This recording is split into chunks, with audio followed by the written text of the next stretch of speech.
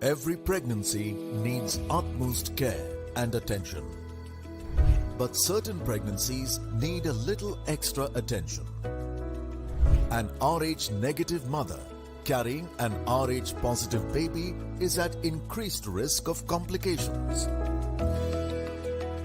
BSV is at the forefront to ensure safe delivery in every Rh negative pregnancy.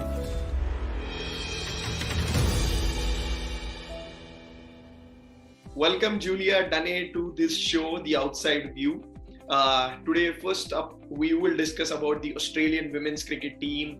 33 games, 33 won, only lost 2 since the last time the World Cup took place. Julia, first to you, was that 2017 semi-final exit that necessary trigger that Australian women's cricket team needed? Yeah, I think the team in 2017 really needed to evolve. They had Matthew Mott, who was a new coach. They had had a lot of male coaching staff, and I think they probably got their tactics a little wrong. They haven't really maybe done enough research in the women's game itself to actually adapt their game. And I think since then they've done an amazing job. Shelley Niekerk's come on board as well. I think she's made a huge difference with her input from all of her experiences. But I think also that they have, from those losses, you really sort of get the smarts and the hurts, and you can really review your games a lot more from losses than you can from your wins. At the moment, though, they're reviewing wins as well, just making sure that they're just trying to stay ahead of the game. And to me, they're looking pretty formidable. Dana, you've played a lot against them. What has changed since 2017? Yeah, look, as I was a bit shocked with the 31 wins of the 33.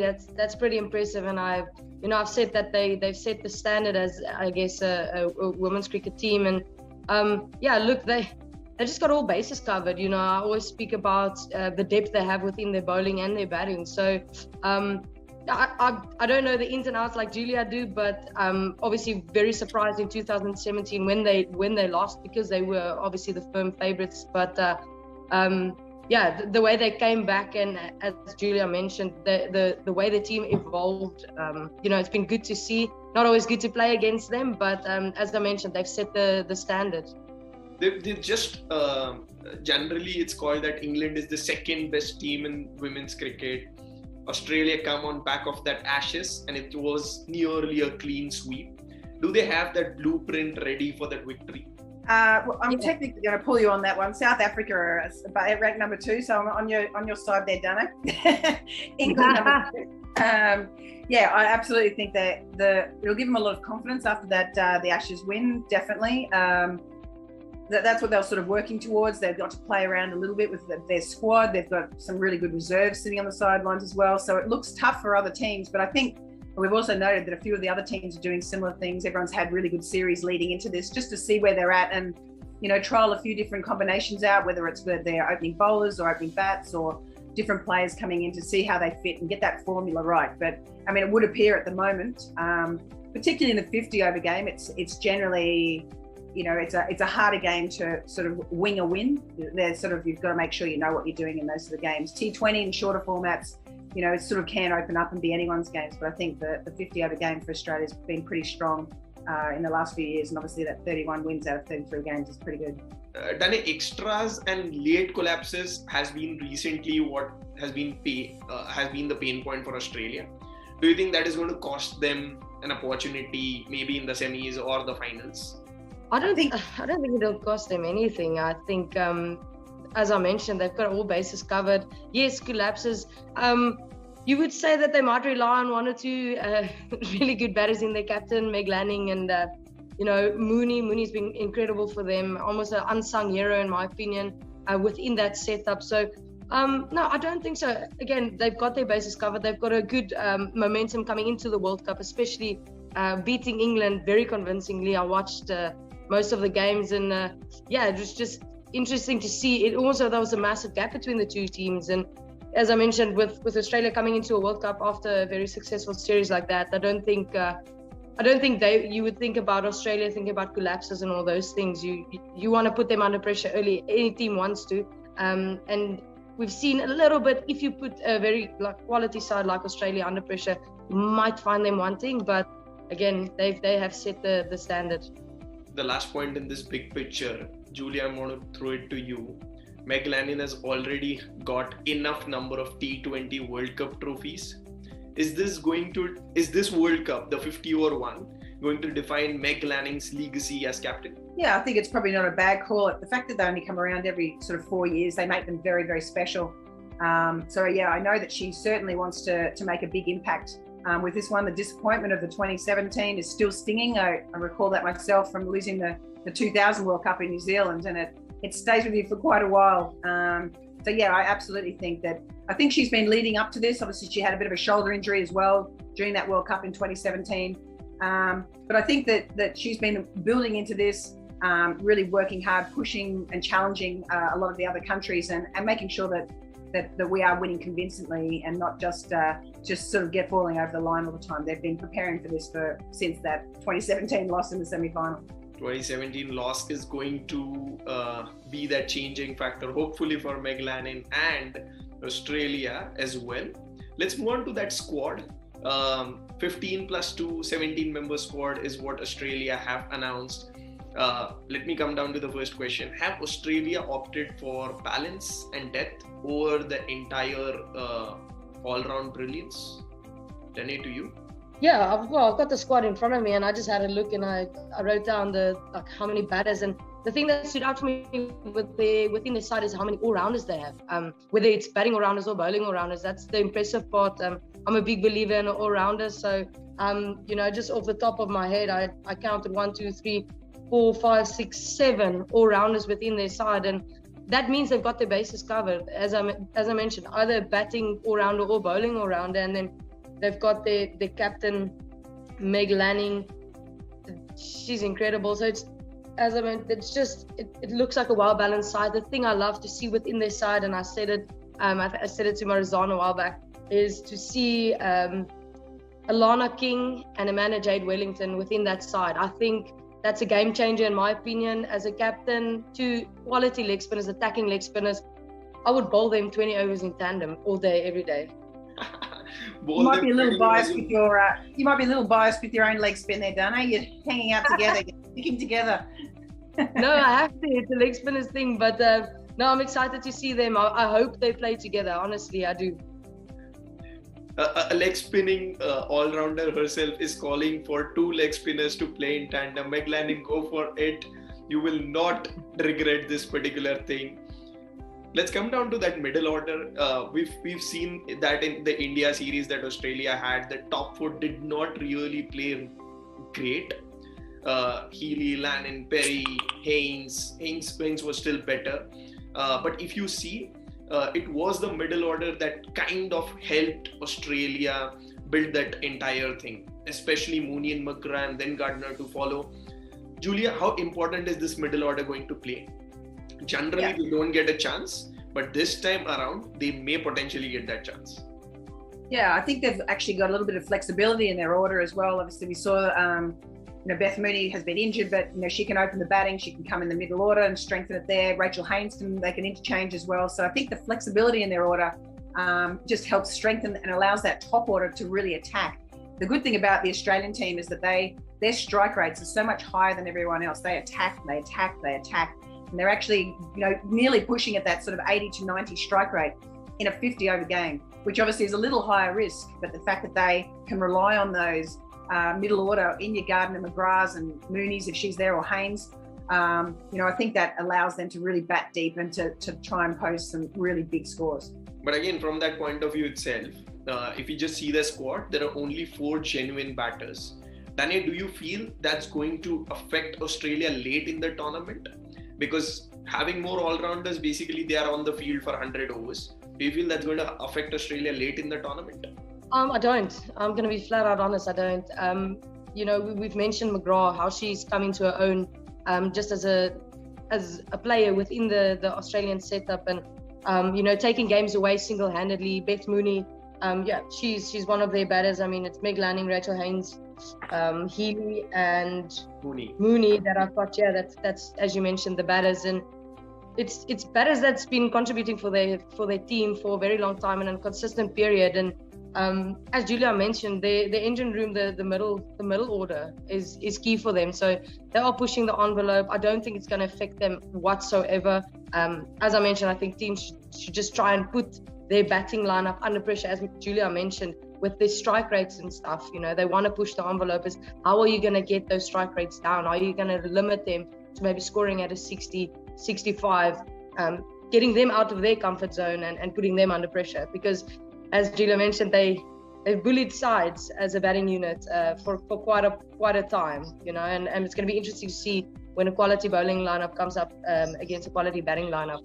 A quality bowling lineup coming up to a quality batting lineup. Hashtag South Africa. And that's a good point, though. But I think at the same time, I think there's a reluctance sometimes for some teams to be attacking, having two slips and a gully in, or even more potentially. And I think that's what's going to put the pressure on Australia, so they don't get away with, if they happen to get an edge, you've got to be able to take that chance when you take it. So I would hope to see some really attacking fields from the opposition when they're playing Australia.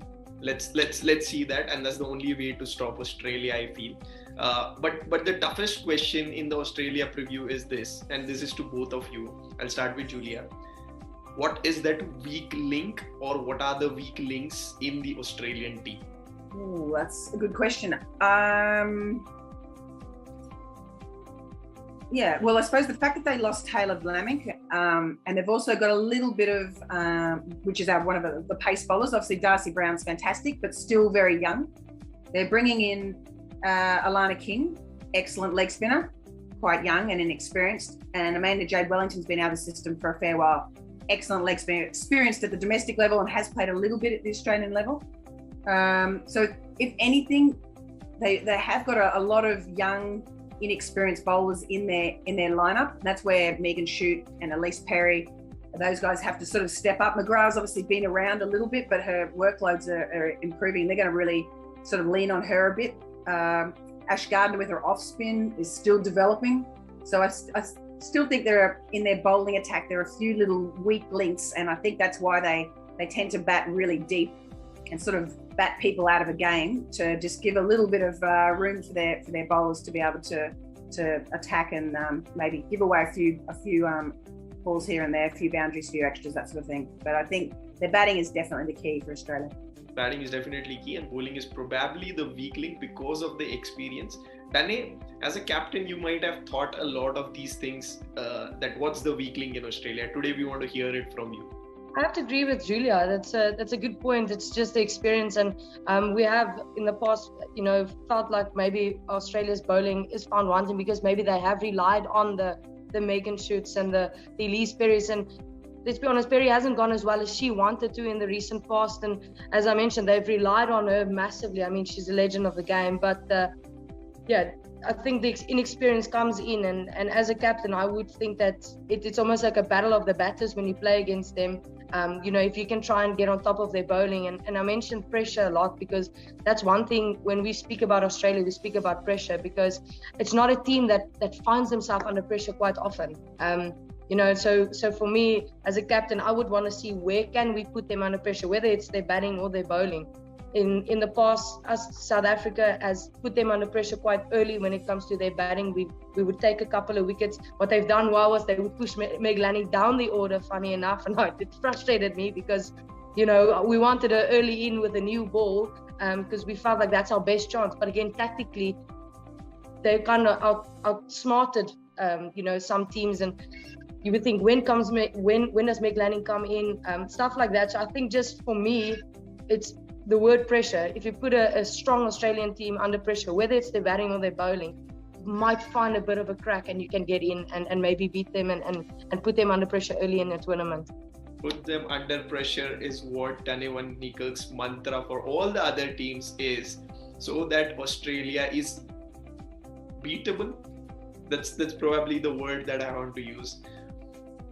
And yes, coming to Julia, then my next question was actually the same. Talia McGrath, Annabelle Sutherland have not played in New Zealand. That youth and experience kind of a funda is probably going to be the weak link, and that's what Julia has already added. In those 33 wins, the stats people say me that 26 wins have come in a row. Have they been tested enough through that period, or was it just like a ride for them?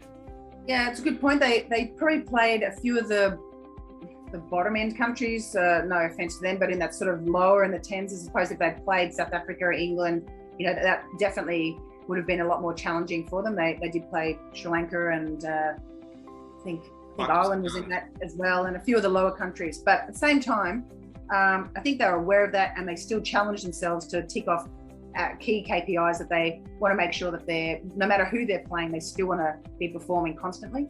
So it is possible to beat them.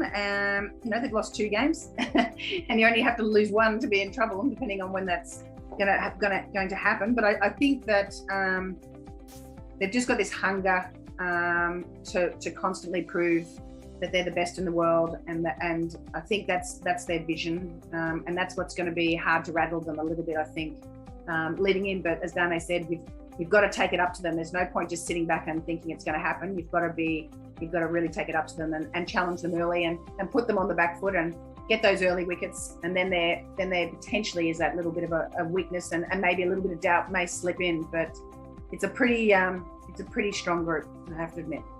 Pretty strong group, have to admit, but they're missing 2 key people. They're missing Sophie Molyneux, they're missing Georgia Wareham. Since 2018 World Cup, both these people were specifically groomed for this particular World Cup. Amanda Jade Wellington comes in as a replacement for Wareham. Maybe King comes in as a replacement for Molyneux, and that too just ahead of the tournament. Not a lot of experience, but how much is Australia going to miss these 2 spin people? As you mentioned, they've come a long way within the side, and I'm not going to take away from Alana King and Wellington. I think they're suitable, replacements, if we have to call them that. I think it's 2 players that should be in that side, but because Australia is so strong, it's difficult to get them in. To come back to Molyneux and Wareham, they're going to miss them because they can bat as well. Even though they're not in the top order, they're probably middle-low order, they can bat as well. And what I loved about Molyneux is when she comes in, she almost does she just stops the game when she bowls. She just stops it. She gets the run rate from 6, it comes down to 3 immediately. She's so consistent, and they're going to miss them. But as we mentioned, they've got a very strong side, and I think they've got all bases covered. Unlucky. I'm a big Wareham fan. Again, leg spinner, big Wareham fan. I think she's a talent and somebody I'm looking forward to see grow within that setup. She gives it a good grip, and she gives it a good tonk as well. She hits a long ball, I would know.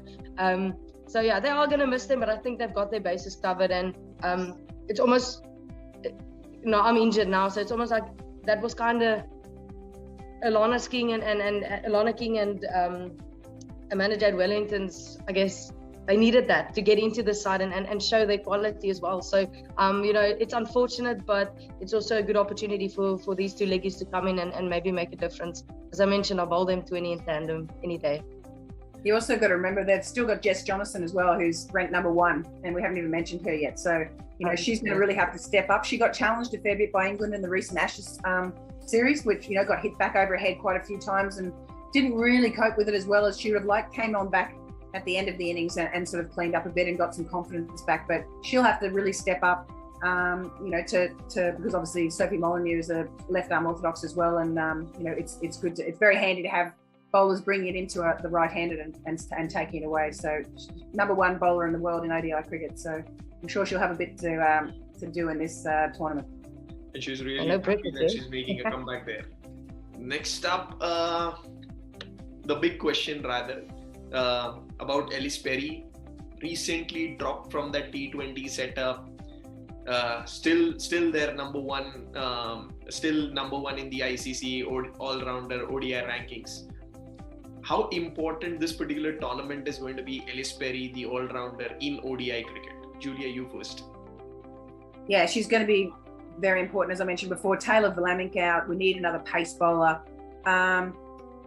The drop-in of her in the T20, actually, I think all the other countries should be hating on our selectors, because I think it's really put a fire in her to come and prove that she's not finished, which she certainly isn't. Her ODI form And the way that she bowled in the Test series against England really got her back into a really nice rhythm. She bowled some really great back of a length bowling, which I think in New Zealand will be extremely handy.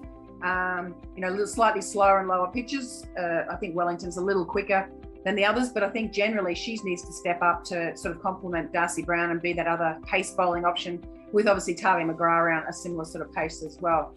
With her batting, I mean, she's still ranked in the top 10. Australia's got 4 batters in the top 10 for the rankings, and so to me, she's there again.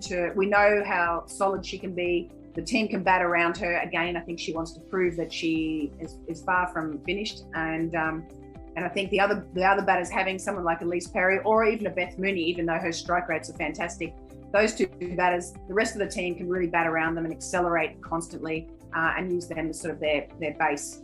So to me, I think she's a vital cog in the machine that is Australia at the moment. If they want to win, they absolutely need someone like Ellis Perry in there. Danny, you played a lot with Ellis Perry for Sydney Sixers. The ODI player Ellis Perry, okay, T20s, let's leave it for the time being. The ODI player Ellis Perry, the all-rounder, I want to know from you. Yeah, look, Julia actually hit the nail on the head. You know, I've seen the work ethic of Ellis. She works ridiculously hard, and you know, the fact that she got dropped, and you know, first down, I would know that she would want to prove that she's not done, and she certainly is not. You know, the way she came back, the way she bowled again in the Test series just showed you got back into a rhythm.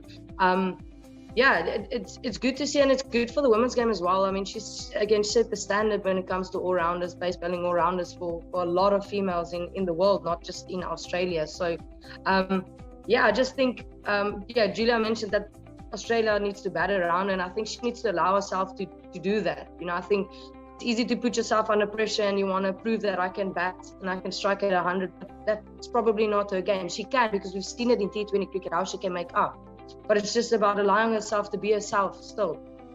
You know, Ellis Perry does not need to involve with cricket, because Ellis Perry has been there all the time. It's just about herself, allowing her to be, you know, the authentic Ellis Perry and take her time to bat, because that's what made her successful. I mean, we played them in Australia in 2016 and she took her time, but she scored plenty and plenty of runs because she was just authentically herself. And yeah, it'll be good to see how she's going to go about it. But having Ellis Perry in your side is a stronger Australia side than not having Ellis Perry at all, because it just brings another confidence. I mean, put it in South African setup, you know, if you don't have a Marizanne Kapoor or Zali, no matter if they're scoring or not, no matter if they're performing or not, it's vital to have them there, because it just gives that confidence within the setup, and that's what Ellis Perry brings. Her name speaks for itself. The name speaks for itself. Now it's time for some predictions. Where do you see Australia finish? Realistically, where do you see Australia finish? Dane, first you. You would say realistically they are the best side in the world, and the expectation is for them to win this World Cup. You know, my prediction is they will definitely probably end up in the top 4. You know, it's hard to be neutral because my team is in the World Cup. That's a very easy answer to finish in the top 4. I would want, where do they exactly finish in that top 4? Where do they exactly finish in the top 4? The tournament that they finish. The expectation is for them to win, but South Africa's going to win. They'll find them in the final. They'll be in the final. Dane says they're going to be finalists, but they're not going to win this time. Julia, what's your prediction for Australia? Well, I'm going to do the obvious complete flip on that. And I would say, actually, I think they will play South Africa in the final, but I think Australia will win. This is a very early prediction that it's Australia-South Africa final. Dane says South Africa is winning. Julia says Australia is winning. Probably the 2 best pace bowling attacks that we have is something that we're going to see in the final. I want to also ask you guys, what's your first 11 for Australia? Julia, you, if you have some first 11 for Australia. Sure.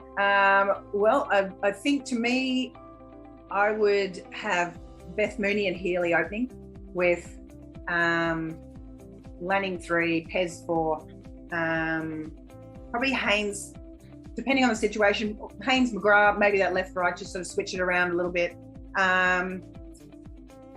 Ashgardner is an interesting one. I think she's really starting to work well in her role. She's been dropped further down the order. So I think it's been good for her because we know how hard she can hit it, clean hitter of the ball, and really brings home really good in that sort of last 10 overs in a 50 over game.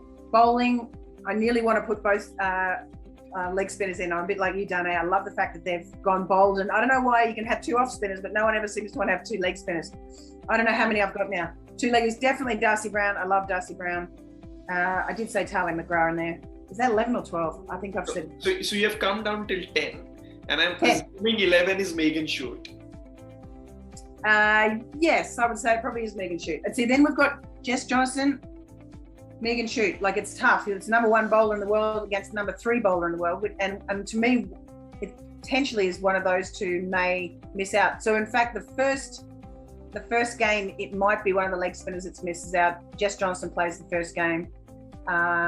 And then they sort of rotated a little bit from there, I think. So who do you see in the first game? King versus Wellington. King. So Alana King, who recently made her debut in Australian cricket, plays that first 11. That's Julia Price 11 for Australia in the first game. Dane, what's your 11? Do you have any changes? Yeah, I'm going to agree with Julia on the opening pair. I think Mooney again has been an unsung hero, for Australia. I would put her up the top. I think she's quality. She's shown it how many times. Rachel Haynes, think she's great in the middle order. She's very versatile as a batter, and I would put her in the middle order. And it's difficult because as I wrote down the 11, I can't get the 2 leggies in even if I want to. So it is that element of, do you pick a Jess Jonathan or you go Megan Shute? I would go Megan Shute, especially in those conditions. Not taking away from Jess, I would still get her in somehow. Again, I'll also pick Alana King ahead of Wellington at the moment, but ideally I would get both in. Darcy Brown is obviously my pace bowler, opening bowler, and then obviously with Ellis Perry slotting in for Talia McGrath, I think would be key. And as Julia mentioned, Ashgardner is just finding her feet in that middle order, and she's been taking games away. And I think that is the key for Australia, is having somebody that strikes the ball so well in that middle order that can actually take the game away. People get so stuck with Ash going up the order, but bring her down a bit lower. Ball's not moving as much, and she's destructive as any batter in the world. And I think that's where she's found her feet. She's got a bit of freedom, and she's shown that. So I'm very close to Julia's 11 as well. Is it the same or there is any change? Because I don't actually know. What I understood is you're putting King. So King is there. Jess Jonathan is there, right? Yeah, well, if I write it down, I said I'll go Shute ahead of Jonathan. Okay. So Shute play. But you can still get Jonathan in at 8 if you want to put her in. So you go. Okay, so that's 11. The same 11. So that's the same 11 that Julia has put in. So pretty much. Yes. Both go with that same 11. Just to inform both of you, Mooney has not opened when Haynes has been fit in the last 2 years. So Haynes generally opens in ODIs and Mooney opens in T20s. But I'm very surprised to know that both of you would want to see Mooney at the top and Haynes at number 5. Let's see what Lanning and Mott put out the first 11. But that's the first 11 that Julia and Dane would want to see for Australia at the World Cup. Any final closing thoughts you have? Not really. I just think it's going to be one of those tournaments where it's about trying to fit in a few people here and there and swapping people in and out without obviously impacting your result, just so that people are ready to go. I mean, it's a long tournament. Potentially there may be injuries, so you just need to make sure that your team's ready by giving people opportunities throughout the tournament. Obviously, we got caught short in 2000 with that exact issue where a lot of us hadn't batted because the top order were doing so well. So it's so important to be able to make sure that people are feeling confident in coming into it. So I think that's important for all teams, is to, yes, you've got to make sure you've got your strongest team on the park, but how can you make sure that the whole team is firing, the whole squad is firing at the same time? Dane, any final thoughts? No, Julia hit the nail on the head with that final thought. I definitely can't add anything there. Difficult to say anything. That's it from the Australia preview. If you have any questions, hit it in the comment section and we'll take up during the live shows when the matches are going on. Australia pretty much there. Both of them want to see it in the finals against South Africa. Let's see where Australia finishes. But that's it here at the outside view for the Australia preview.